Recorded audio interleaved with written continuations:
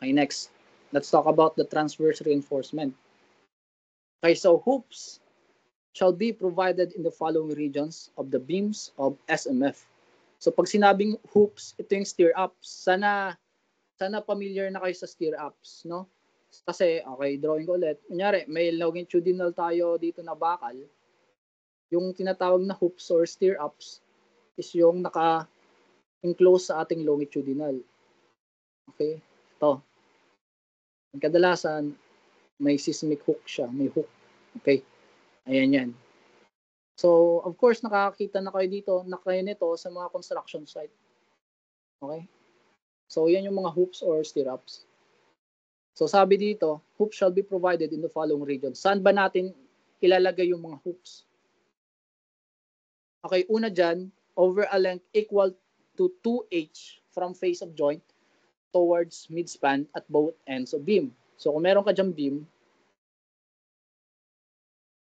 okay, ito yung column niya. Okay. Meron kang beam, over a length equal to 2h daw. Siyempre, yung h na yan, ito yung height yan ng beam mo, di ba? Okay? Ngayon, first of all daw, maglagay ka ng hoops from the face of the joint. Ito yan, face of the joint. Na may distance na 2h towards midspan. Both faces yan ng joint.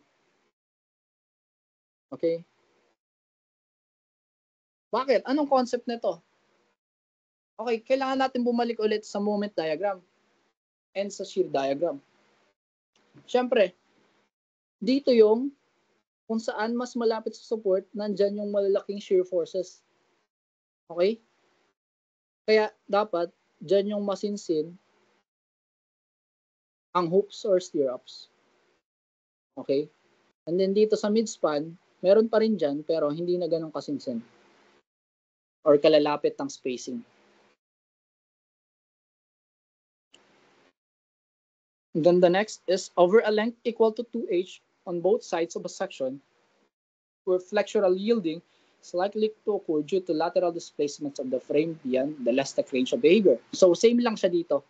2h lang din daw kasi dyan yung malalaking negative moments. Okay? So yun yung concepts ng paglalagay ng hoops. Okay, another, where hoops are required, main longitudinal bars closest to the tension and compression phases shall have lateral support conforming to section 425.7.2.3, the reinforcement details and rectilinear ties. So anong nasasaad doon? Sabi daw doon, kada corner at alternate longitudinal bar shall have lateral support provided by a corner of a tie with included angle not more than 135 hooks. Okay, so i-drawing ko So kailangan daw, kunyari, ito yung mga longitudinal bars mo. Okay? Tapos ito yung stirrups mo. Pero nakapalibot yan eh. Kailangan daw, meron kang lateral support. Lateral supported yung longitudinal bar. Sorry. So, ito yung longitudinal bars mo. Ito yung lateral support nila, yung stirrups. Okay? At sabi daw doon, meron kang 135-degree hooks. Okay, dito. Ito na yan. Alam ko nakikita nyo na to. So, dito pala yan ang galing sa seismic detailing. Okay? So, mahalaga yan kasi mas secure yung stirrup mo, mas secure yung pakakasuporta ng stirrup mo sa longitudinal bars kapag naka 135-degree hooks. Yung ibang engineers, ang tawag dyan is seismic hooks. Okay? Then the next, no unsupported bar shall be farther than 150 mm clear on each side along the tie from a laterally supported bar. So ito, actually back sa isang firm na naging involved ako, sabihin na natin gano'n, medyo meron silang ibang interpretation dito, pero ako, na nagstay ako sa principle ko and which is, ito yung ituturo ko sa inyo. So sabi dito, meron kang unsupported bar daw, and meron kang supported bar. So, ano yung bar na yon? Ito yung mga longitudinal bars, okay? Nangyari. Itong mga bilog na dinodrawing ko, ito yung mga longitudinal. So, maka-classify natin sila sa dalawa. Yung una is the unsupported, pangalawa is the supported, okay? So, sa palagay nyo, alin dyan yung unsupported and supported? So, sabihin ko na, syempre, yung unsupported dyan is yung mga malayo sa steer up. So, itong nasa gitna, okay? Okay, yan. Ito yung mga supported, yung halos may katabing steer up. Okay? Ngayon, ang nasasabi sa code na to, sa provision na to, wala daw unsupported longitudinal bar na malayo, na may distansya, na may clear distance na 150 mm mula sa lateral supported bar. Okay? So, itong unsupported bar mo, ang layo niya sa supported bar is ito, clear distance. Okay? Dapat 150 mm yan or less. Dapat hindi yan greater than 150. Okay? Ayan. Meron times na magiging tricky yung detail ng bakal mo. So, drawing ulit tayo. Okay? So, yung mga supported bars mo, meron kang in between na sabihin natin tatlo.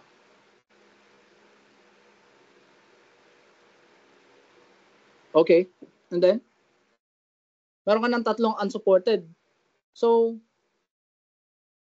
nung in-observe mo and chinek mo, nakita mo itong unsupported na to, ang layo niya dun sa pinakamalapit na supported. Ang pinakamalapit, remember, ito pa rin nasa gilid. Sila lang yung may support, na lateral support, is lagpas na, greater than 150 na. So, hindi na pwede. Hindi na pasok siya dito. Okay? So, anong kailangan gawin? Simply introduce lang another support or another tie. Maglalagay ka lang dito. Okay? Pwede yan. Or, maraming cases kasi, maraming depende sa gusto mo. Hindi naman sa depende sa gusto mo, pero, wala. Mayroong iba't iba tayong arrangement ng steer-ups. Meron tayong tinatawag, ito yung tinatawag natin na single steer-ups. 2 legs lang siya. Meron tayong tinatawag na double steer-ups. Yung 4 legs siya. Okay? Minsan kasi ganito, 4 legs to. So, 1, 2, 3, 4. So, nangyayari minsan yan, depende dun sa requirement ng shear force mo. Pero kung sabi nung design mo, 2 legs lang ang sapat para makarry yung shear force na yon. So, pwede naman yun. Kakayanin niya yung shear force. Pero nga, sinusunod natin tong seismic detailing. Kaya kailangan mong mag-introduce ngayon ng panibagong tie dun sa mga unsupported bar mo. Kung lagpas na sila sa 150 mm na clear distance. Okay? So, I will leave that to you para mas closely inspect nyo pa yung sinasabi ko. Lahat naman ng sasabihin ko dito is nasa NSCP 2015. Okay? Next. Okay. Now, recall that where hoops are required, longitudinal bars on the perimeter shall have lateral support conforming to section 407, 11.5.3. Okay? And then hoops in flexural members shall be permitted to be made up of 2 pieces of reinforcements. A steer up having seismic hooks at both ends enclosed by a cross tie. Okay, balikan natin yon. So, ito yung usual. Dire-diretso lang siya, binend lang siya ng ganun para mabuo yung seismic hook na yan. And also, pwede rin daw to, sabi ng code, na ipag-connect mo lang to para pag nilagay mo yan dito, ganun rin yung mabubuo kung may seismic hooks ka rin. Okay?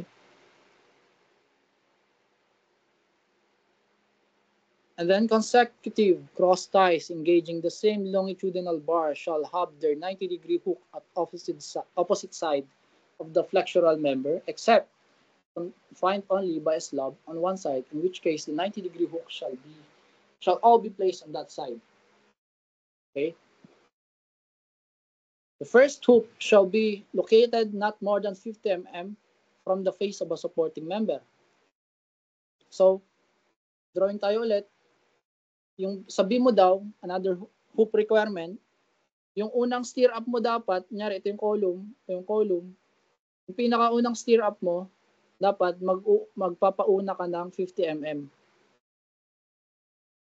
Ito yan, 50 mm. Dito din yan, sa kabila din. 50 mm din to, 50. And then, tsaka mo na ilalagay yung mga detail mo ng iba't ibang spacing, okay? Dapat may pauna kang 50 mm. Then, maximum spacing of the hoops shall not exceed, una, effective depth over 4. Pangalawa, 6 times the diameter of the smaller longitudinal bar and 150 mm. So, ito na yung maximum spacing ng hoops mo na bawal ka mag-exceed. Okay? So, may counterpart yun yung diameter ng longitudinal bar mo. Multiply mo lang daw sa 6 yun and then maaari na siyang masama sa pagpipilian mo. Okay? Shall not exceed. Okay? Next. Where hoops are required, they shall be designed to resist shear according to section 418.6.5 for the shear strength. Where hoops are not required, steer-ups with seismic hooks at both ends shall have a maximum spacing of effective depth over throughout the length of the beam. So, ayun. Ito yung mga minimum details natin para sa transverse reinforcement. Now, let's talk about the column naman ng special moment frames. Okay?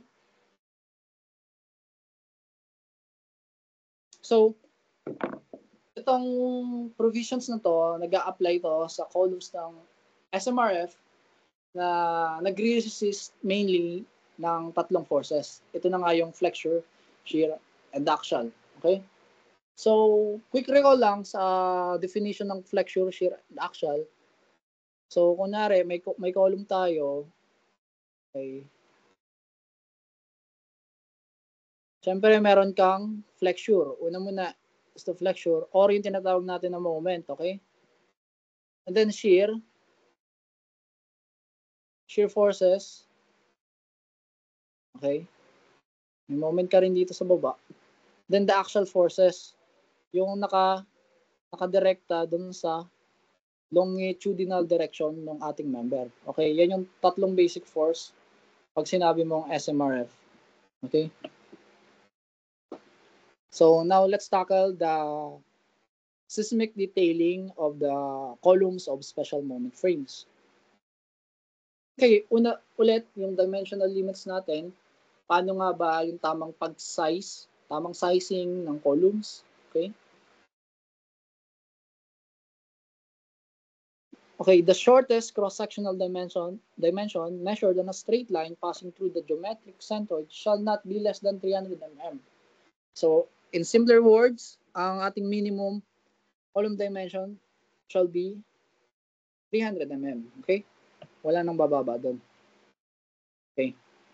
So, ayan. As visually portrayed here sa ating figure. And then, the ratio of the shortest cross-sectional dimension to the perpendicular dimension shall not be less than 0.4. So, na yan. Yung CX mo daw over CY shall be greater than or equal to 0.4. Kapag nag-less than ka, so ibig sabihin may humahaba na isang dimension. So, di ba, ang proportionality niyan, CX over CY, greater than or equal to 0.4. Kapag bumaba to, ibig sabihin, tumaas tong CY mo. So, parang papunta ka sa pagiging napaka-rectangular. So, kapag bumaba ka daw sa 0.4, hindi na yan column. Pwede mo na yung i-consider as wall. So, dapat aware kayo doon. Kung kailan yung member, column pa rin siya tawagin. Baka mamaya, wall na pala siya. Okay? So, ano lang, quick disclaimer lang. Kasi, itong tinatakal ko ngayon is seismic detailing. Nasa detailing part na tayo. Hindi ito yung design part. Okay? So, nasa assumption na tayo na yung mga sizes nyo is kaya sufficient na to carry the gravity loads, okay? So, kumbaga nakapag-design na kayo, and then ngayon nyo palang i-apply itong seismic detailing. Kumbaga additional to na required ng code, okay? Why the flexural strengths of the columns shall satisfy the following. First, meron tayo ditong equation. The summation of the moments of the column must be greater than or equal to 6/5 multiplied by the summation of the moments of the beam. So, kunyari, drawing ko, meron kang column. Siyempre, may mga connected beams dyan or girders. Okay?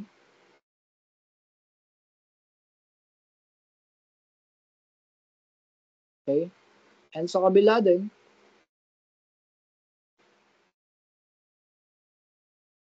dapat daw, yung summation dito sa column mo, yung summation ng moments dyan, is mas malaki sa 6/5 and ang summation ng moments ng beams mo. Okay? Kasi, ang concept niyan, dapat, mas malakas tong column mo kaysa sa beam mo. Kasi nga, buhat ng column mo yung mga beams eh. Hindi pwedeng, kaya naglagay pa tayo ng amplification dyan, na 6/5, para yan yung tinakda ng code, para ma-sure na mas malakas yung capacity ng column mo kaysa sa beam. Kasi kung, isipin mo, kung mas maliit yung capacity ng column mo, tapos ang lalaki ng capacity ng beam, so sa column pa lang, pwede na tong mag-fail. So, dire-diretso na yun, na yan. Yung beams mo naman ang babagsak. Okay? So, dapat, ganun. So, yung principle na yon, kung narinig nyo na to, ito yung weak beam, strong column principle.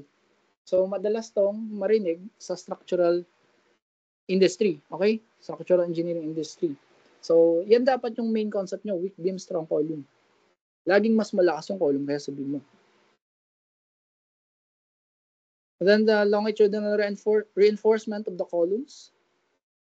Kapag meron ka namang circular columns na may circular hoops, ang minimum na longitudinal bar dyan is 6. Bawal kang bumaba dyan, okay? So let's see. Ito yung example, okay?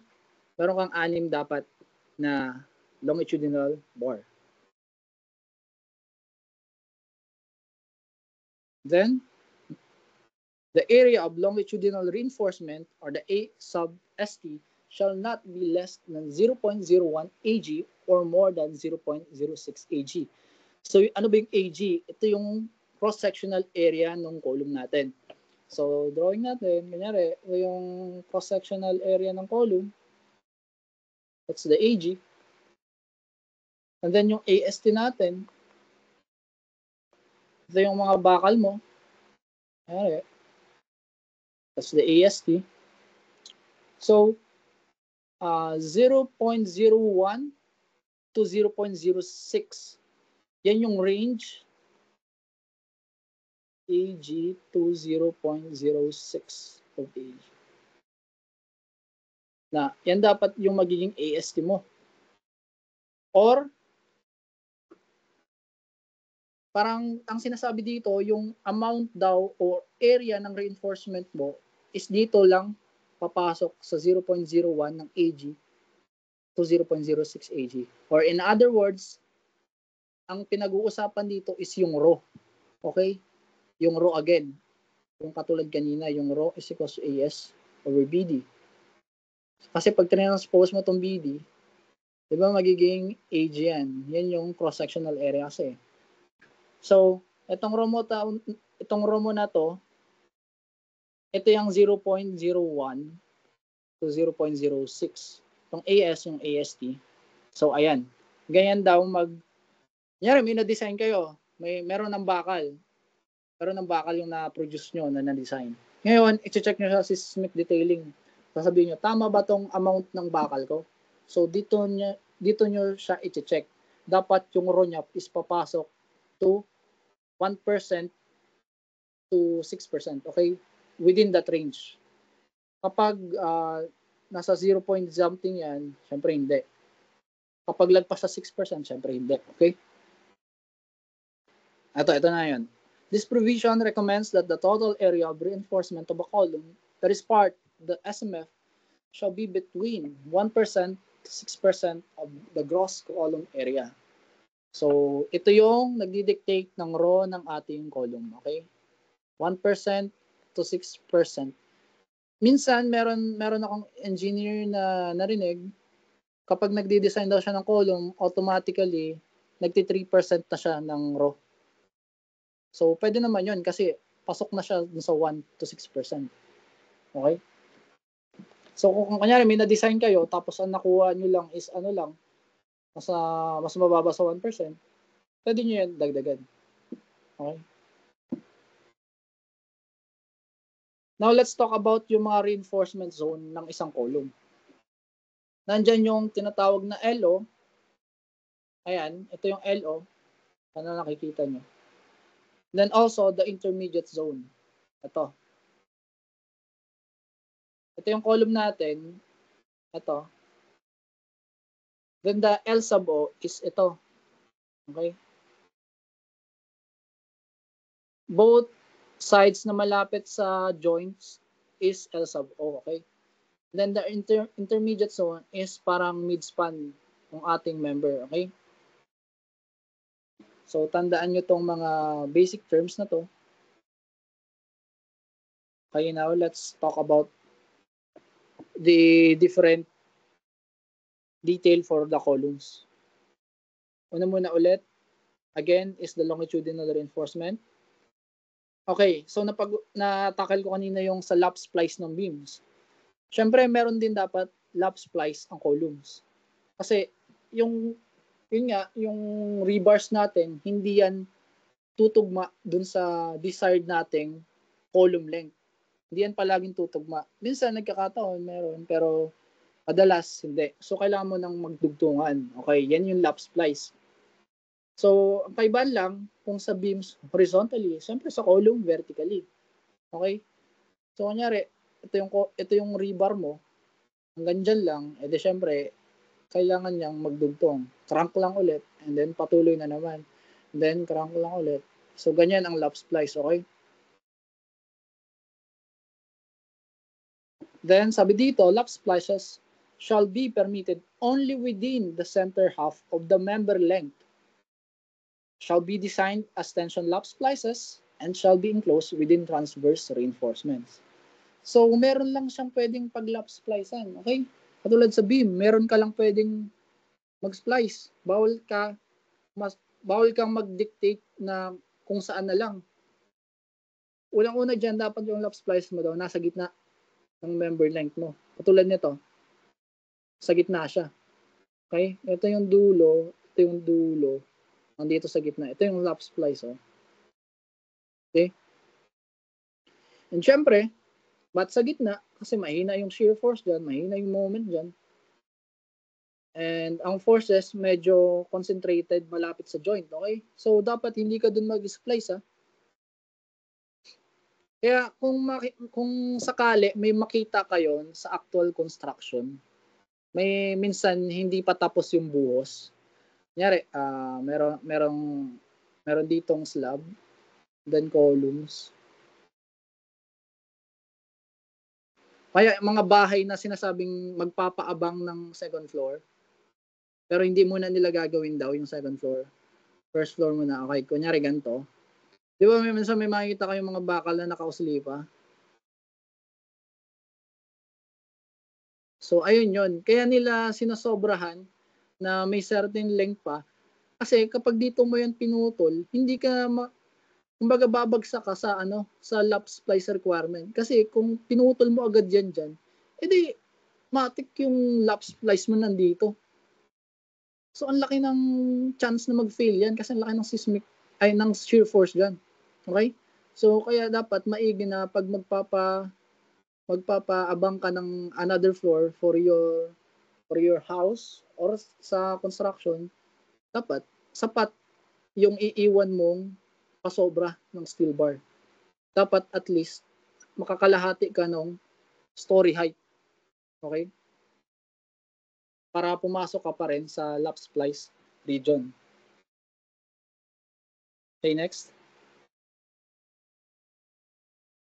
Okay, the transverse reinforcement.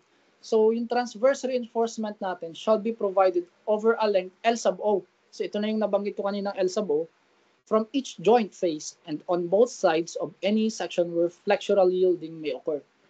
So, ito na nga yung L sub O natin. Ito na yung distance mula dun sa joint. Ayan, diyan ka daw maglagay ng mga masingsing na transverse reinforcement, okay? Kasi diyan yung may mga significant forces. Ngayon, yung LO na yan, yung L sub O na yan, kinukompute yan, okay? Ang sabi dito, shall be at least the largest among. Una, yung H o yung depth ng member, where H is greater than B. And then, 1/6 of the clear span of the member, which is L sub C. Okay? And then the 450 mm. So, yan yung magiging distance ng L sub O mo. Kung alin dyan yung largest sa tatlo na yan. Okay? Tapos, dyan mo ilalagay yung mga masinsing mong transverse reinforcement. Okay?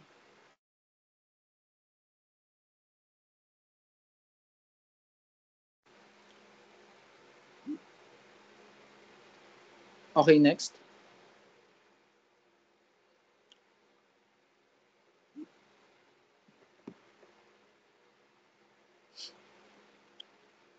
Okay? Rectilinear ties shall be arranged to satisfy the following. Okay, ito ulit. Kagaya sa beam, every corner and alternate longitudinal bar shall have lateral support provided by the corner of the tie with an included angle of not more than 135 degrees. So, yun ulit, magkakaroon ka ulit ng seismic hook na 135 degrees. Okay?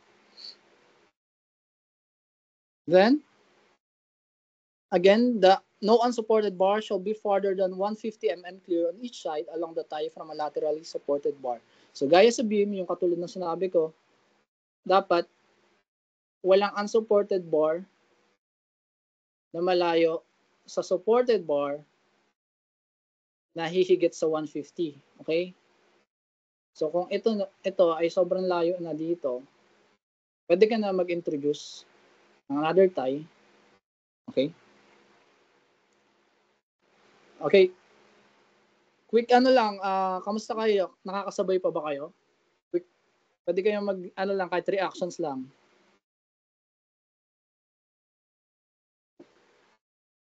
Kaya pa?